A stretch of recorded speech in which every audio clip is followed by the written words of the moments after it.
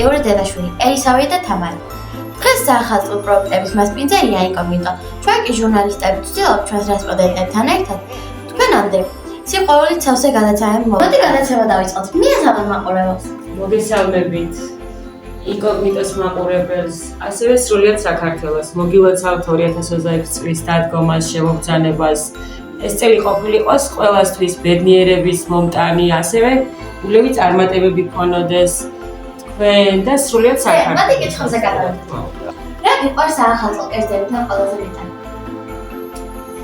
დედიკო, მე ყველაზე მეტად კიმერის საჭმელები გიყვარს. ყველაფერი გიყვარს, რაც გემრიელია. განსაკუთრებით გამოვყოფ საცის ლაბა, ყველას უყვარს, მაგრამ მეც გიყვარს საცი. გოზინაყიც გიყვარს ძალიან. ოღონდ სიმართლე რომ გითხრათ, უკვე რამდენი წელი ვცდილობდა გოზინაყის გაკეთება არ გამოვიდა. და ყოველთვის ფერბოს გაკეთებული მომაქვს ყოველდღე სოფლიდან და ფერბოს გაკეთებას ვჭამ. ამაში მოვიკოჭრებ. მაგრამ რაც გემრიელი ყველაფერი კარგი. ტოლმაც მიყვარს, შენც ხო გიყვარს ტოლმა? ხო, აი ტოლმაც მიყვარს. ჩქარა და უცებ დროის უკოლობის გამო, მაგრამ ყველაფერი გავაკეთე. მეგონა რომ რაღაცა არ გამომივიდოდა და ცოტა რაღაცა ექნებოდა, მაგრამ საბოლოოდ ციფრა რომ გავშალე, ბევრი რამ მქონდა. ყველაფერი გამოვიდა. ყველაფერი გამოვიდა. მილეული მიყვარს ხოლმე კიდევ რომ მრავალფეროვანი არის. ტორტიც იყო, ნამცხრებიც იყო, ყველაფერი მომასწარი და მეკონი ყველაფერი კარგად იყო. ერთადერთი რაც არ იყო, ეს იყო ეს ხლაბუშკები. რომ ვიცვით ხოლმე. წელს მაგაზე უკვე ჩვენ უარი ვთქვით. და ერთადერთი ეგ არ გაგუსწრებ, მაგრამ კიდევ ის მიყვარს, როდესაც 12 შესრულდება და მთელი თბილისი რომ გამწყინდება ხოლმე და ყველა რაღაცას ისრის და რაღაცა მეგონა წელს არავინ ამის არ გაისროდა, მაგრამ გამოვიდა რომ ყველამ გაისროლა ჩვენს გარდა. ამის გადაღებაც მიყვარს. ფეიერვერკები ძალიან მომწონს, ეს ლამაზი ფეიერვერკები. თან ჩვენს ზედაპირას ცხოვრობთ, რომ ყველაფერი ჩანს, თბილისი ჩანდა. კიდე ერთადერთი ცუდი ის არის, რომ ბოლო 2 წელია ჩვენ გვყავს ცუგა, ბუბი. და ფეიერვერკების ძალიან ეშინია. ხო და ყოველთვის მალავთ და ვეფერებით და ვეუბნებით, რომ ბუბი არ შეგეშინდეს, ნუ გეშინია და ერთი სული გვაქვს, როდის დასრულდება ხოლმე ეს ფეიერვერკები. შემდეგ რა ხდება? ახლა შემოვდივართ აუცილებლად სუბრასთან ვждებით და ვხსნით შამპანს. როგორი ახალი წელი გქონდა ბავშვობაში და გიყვარს თუ არა ის? ბავშვობაში განსაკუთრებული ახალი წელი იყო ჩემთვისაც და ჩემი თანატორებისთვისაც დარწმუნებული ვარ და რატო? იმიტომ რომ ჩემი ახალი წელი იყო ბავშვობაში სოფელში. სოფელში გავიზარდე მე დედიკო და იქ რაღაცა ცოტა სხვანაირი იყო, უფრო კარგი იყო. თან ჩემი ბავშვობა უფრო მაშინ ლაღი იყო და რაღაცა პრობლემების გარეშე იყო და რა ვიცი, ალბათ პატარა ვიყავით მაგიტომაც. თანაც ყოველთვის იყო ახალი წელს თოვლი. აი ყოველთვის ჩვენ ყოველთვის ველოდებოდით მეკლეს. სუფრასთან ვждებოდით და ესე ჩუმა და წყნარად ველოდებოდით რომ მეკლე უნდა შემოსულიყო. მეკლე მოდიოდა როგორ იცი? ანუ კარებს არ აკაკუნებდა და არაფერი არც არის. ესევე შემოდიოდა, კანფეტებს შემოყრიდა და ამბობდა სიტყვებს, ესეთი თებში ქონდა ესეთი დიდი და იქ იყო ყველანაირი ტკბირეული და რაღაც სასუსნავები ესეთი ლამაზ თებში და ამბობდა შემოვიდი ფეხი, წყალობდეთ ღმერთი, ჩემი ფეხი კვალი ანგელოზისა. და შემდეგ უკვე ჩქარა უნდა დაგვესვა სკამთან, იმიტომ რომ ასე იცოდნენ ხოლმე, რომ აი პაპამ და ბებომ ჩემმა, რომ ჩქარა დაჯექი, რომ წელს ყველაფერი კარგად იყოს, მალე იყოს, ხვავი იყოს, ბარაკა. დაждდებოდა მეკლე და აუცილებლად უნდა ჭიქაში პატარაზე რაღაც ღვინოს ჩაუსხავდით, ცოტა აუცილებლად უნდა დაელია და უნდა ეჭამა ყველაფერი, რომ ის წელი ყოფილიყო ბარაქიანი. ის წელი ყოფილიყო რაღაცა მდიდარი, ანუ ყველაფერი რო გქონოდა იმ წელს. და მე ვიყავით მხიარულობდით. მე ვაცლებთ მეკლეს. მე ვიყავი აუცილებლად ვიღაცის მეკლე ხოლმე და ჩემი მეკლეობა რატო უყვარდათ? კიდე გაგიფხილა. რატო და ყოველთვის ისეთ ოჯახში მეძახდნენ მეკლეთ, სადაც იყო დასაქორწინებელი, ან ბიჭი, ან გოგო იყო გასათხოვარი. ხო და ყოველთვის მეძახდნენ ასეთ ოჯახებში. მეც მივდიოდი ამ ყველა ტრადიციას ვიცავდი, მეც ესე შევდიოდი, ვამბობდი ამ სიტყვებს რაღაც და დავждდებოდი ხოლმე. ყველა ძალიან ბედნიერად ხდებოდა და თან ყველა დარწმუნებული იყო, რომ იმ ოჯახში აუცილებლად მოხდებოდა ის ამბავი, რომ ან გოგო უნდა გათხოვილიყო, ან ბიჭი უნდა დაქორწინებულიყო. მართლაც წლის ბოლომდე აუცილებლად ან ერთი ხდებოდა, ან ბიჭი იქორწინებოდა, ანუ ეს ამბავი აუცილებლად ხდებოდა. და ასოცირდება შენთვის ახალი წელი. ახალი წელი ასოცირდება საჩუქრებთან, ჭყიალობებთან. სილამაზესთან დედიკო. მიყვარს ეს მორთულობები რაღაცები და მე ცერემონიალები მომწონს. ბევრად არ დავიწყებ ახალი წელს სახლის მორთვას ახალ წელს. მიყვარს ეს რაღაც ათამაშოების ყიდვა და მაინც ყველაზე მეტად ველოდები ხოლმე 12 საათს რომ რაღაცა საჩუქარებდა მივიღო. მე კი არ ჯერა თორის პაპის არსებობის, მაგრამ მე მჯერა დღემდე. ჯერა იცი დღემდე. მიუხედავად იმისა, რომ ამ კითხვაზე პასუხი გამეცი თითქმის. მაინც კითხავ, რამდენად გჯეროდა თორის ბაბუის არსებობის პატარაობაში? ეხაც მჯერა. თორის პაპა არსებობს. და ყველასთვის არსებობს. ყველას ყავს თავისი თორის პაპა. შენც ხო გყავს? აი ასე. აბარა, ყველას ყავს თავისი თორის პაპა. ვისგანაც ელოდება ყოველთვის საჩუქრებს. მე ყველაზე მეტად ეს მიყავდა და ეს მიყვარს, რომ ელოდება საჩუქრებს. ზოგჯერ ვიცი კიდევაც. საჩუქარი ველოდება, მაგრამ მაინც მიხარია. რომელი ახალი წელი დაგამახსოვრდა ყველაზე მეტად? ორი ახალი წელი დამახსოვრდა და ორი ახალი წელი. ერთი, რომელსაც პირველად შევხვდი დედა ვიყავი პირველად. პირველად როდესაც დედა გავხდი და გავაჩინე შენ დაიკო, მია და პირველად ხვდებოდი შვილთან ერთად დედის ამბოაში.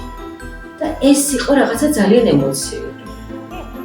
ხო, შემდეგი იყო შენთან ერთადაც და ხე უკვე ორი შვილით ვიყავით, შემდეგ ახალ წელს, ხო 5 წლის შემდეგ.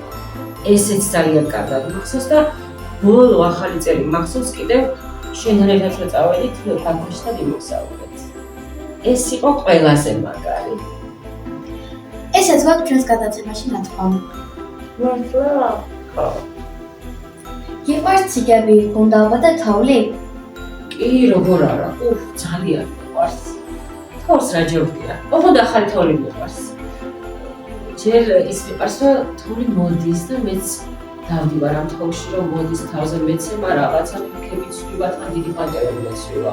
ძალიან მიყვარს და მე ფეხებშო რაღაცა ხმაური ახრაში. ყოას თოვლის რო დადიხარ, ესეც მიყვარს ძალიან, გუნდაობაც მიყვარს ძალიან და ციგები კი, მაგრამ დიდად ვერ ვსვიავებ. ვიქცევი ხოლმე. და სხვათა შორის ციგაობა, გუნდაობა ჩვენთან სოფელში ეცხრა. საკმაოდ დიდ მანძილზე რომ დავждებოდით ყველა ერთად ბავშვებით ციგაზე, საკმაოდ დიდ მანძილზე ვცურავდით, ციგაობდით უბრალოდ, სრიალებდით და ძალიან მაგარი იყო, ძალიან და მარტო ჩვენ არა, ბავშვები არა. ჩვენი უფროსებიც, ხო იცი, დედები, მამები, პაპები, ბებიები, ყველა ერთად მთელი სოფელი ერთად ციგაობდით ხოლმე და ძალიან კარგი დრო იყო. მე ძალიან კარგად მახსენდება ჩემი ბავშვობა და მინდა რომ თქვენც ასეთი კარგი ბავშვობა გქონდეთ საერთაშორისო, იმიტომ რომ მაშინ ლაღი იყო ჩვენი ბავშვობა და თოვლიც იყო სხვათა შორის. ეხლა თოვლს ველოდებით ვეხვეწებით, როდის მოვა რაღაცა სულ მოლოდინის რეჟიმში ვართ, მაშინ არა. ზამთარი იყო თოვლის, ანუ ზამთარი ასოცირდებოდა მაშინ თოვლთან. ყოველთვის. და ბოლოს, რაც მე და ნინიას ყველაზე მეტად გაინტერესებს. რას გეგმა უძველი თანხმადისათვის? ოპს. ესე იგი, არ მიდოდა მე თქვა, მაგრამ ერთ ახალი წელით წელს მეთოდა სიუბლის გამოგეთებდა. მაგრამ თქვა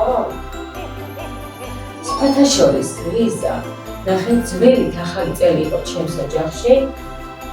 ყოველთვის ბევრად საზეიმო ვითარებაში და რატო? ძველი ახალი წელს თითქმის ყველა ჩემი მეგობარი და ჩემთვის მეგობრები ხდებოდნენ ჩვენთან ერთად. ჩვენ სახლში 13 იანვარს იყო ყოველთვის დიდი მოლოდინი, ძველი ახალი წლის. და რატო? იმიტომ რომ ჩემი ძის დაბადების დღე 13 იანვარს, ძველი ახალი წელს. შარლოზიას. შარლოს დაბადების დღეა 13 იანვარს. და ყოველთვის დიდი სიხარულით ვხდებოდით ძველი ახალი წელს.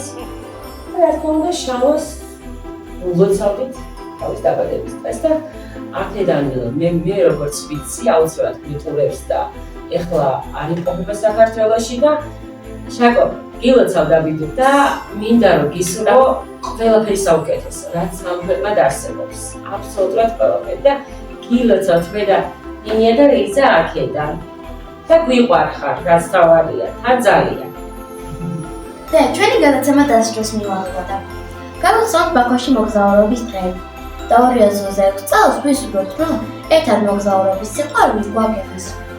პირველ რიგში მადლობა ამისთვის და შესპასწავლებს ჩვენს მანჩოს. მანჩო რომ არა ჩვენ ასე ერთად ვერ დავგეგმავდით ბაქოს მოგზაურობას, ბაქოში მოგზაურობას რა თქმა უნდა. მანჩოსთან ერთად ეს ყველაფერი იყო ძალიან შთამბეჭდავი. თანაც მე როგორც მახსოვს პირველი გასვლა იყო შემთხვევა როგორც პატარა ჟურნალისტი. და მე ბედნიერი ვარ, იმიტომ რომ შენს გვერდით ვიყავი და იცოდი რომ ყოველთვის შენს გვერდით ვიქნები და კიდე წინ მეორე ქვეყნის მოვლა მოგვიწევს და რა თქმა უნდა ყოველთვის შენს გვერდით ვიქნები, ასევე ნინიას გვერდით და შენი ეს პატარა ჟურნალისტობა იქნება ყოველთვის წარმატებული და სამომავლოდ ვფიქრობ რომ მე ჩვენ ამით ვივამაყებ თავისი და პირველში მე ვიავარებ და შენი მაჩი მასწავლებელი. ჩვენ გამშვიდობებით დავიტოვებთ იმას, რომ 2021 წელი ნაკრებისა და ოცნებების ასრულების წელი იქნება. და რომელ ქვეყანაში ისურვებდი მოგზაურობას? მე ბევრ ქვეყანაში მინდა მოგზაურობა. სიმართლე რომ ვთქვა, ასე განსაკუთრებულად რომ გამოვყო. ანუ შეიძლება აი ეხლა ახლო მომავალში მინდოდეს მაგალითად. ეს შეიძლება რომ ვთქვა, მაგალითად რომელი ქვეყანა მინდა ჯერ. საფრანგეთში მინდა მოგზაურობა. ერთად? არის ნახავდი სიყვარულის ქალაქს, როგორც ახლა მეცხო სიყვარულის ქალაქიდან ვარ, შენ ხო იცი რომ ის სიღნაღიდან ვარ. სიღნაღიცხო სიყვარულის ქალაქია და მინდა რომ ასევე სიღნაღიდან აღმოჩნდე პარიზში. ასე მინდა. მას შემდეგ გადაცემა საფრანგეთიდან კერძოდ პარიზიდან გელოდებათ. ვაუ, ანუ თქვენ დაგეგმილი ხართ? ძალიან მაგარია. ეს სიურპრიზი იყო და მოულოდნელი იყო ჩემთვის და დიდი მადლობა დედიკო შენ, რომ მომიწვიე შენს გადაცემაში. ეს ძალიან დიდი პატივია ჩემთვის და ამაყი ვარ ამ ყველაფრით და მინდა რომ უნები წარმატებები გისურვო შენ და შენს მეგობრებს ყველას ინკოგნიტო სტუდიაში, ტელევიზიაში და მანჩოს კიდევ და კიდევ დიდი მადლობა გითხრათ. რომ შენ ისეთი ლამაზი ხარ, ასეთი ლაღი ხარ და ასე გიხარია აქ მოსვლაც და ყველაფერი საუკეთესო უნდა გქონდეთ თქვენ. მე ამას ვისურვებ.